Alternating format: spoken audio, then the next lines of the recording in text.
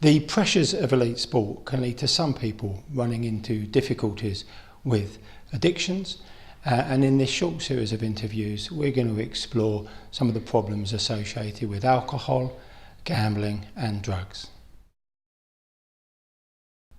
Phil, what might someone notice which might indicate that perhaps they're developing a bit of a problem with gambling?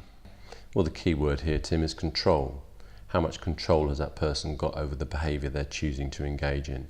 Someone who is spending more than they can afford to spend on gambling, someone who's pursuing that on a more frequent basis than they should be, and someone for whom that gambling is leading to problems in their life or others has almost certainly got a gambling problem. And what advice would you give to someone who may be concerned that they've developed a problem with gambling? I would say don't hide it away. Speak to people near to you and look for professional help at the earliest possible opportunity.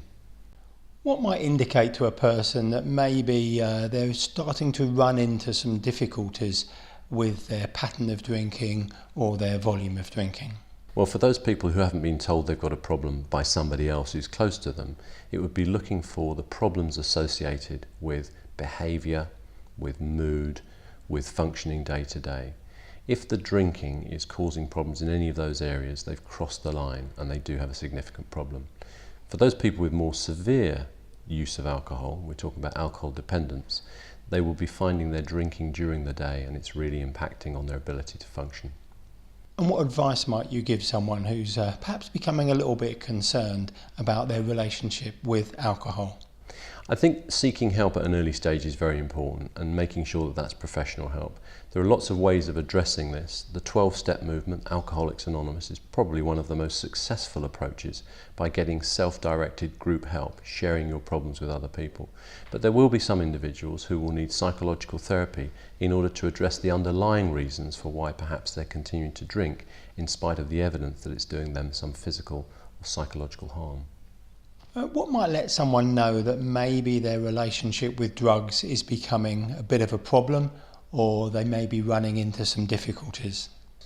Well, when we talk about drugs in sport, there are two areas. There's recreational drugs and then there's prescribed medication. But essentially the issue is the same. It's that reliance on those substances.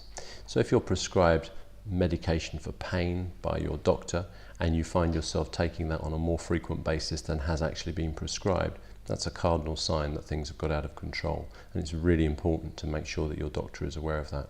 In terms of recreational drugs, well, I mean, anyone in elite sport should not be engaging in recreational drugs, so I would say any use is problematic.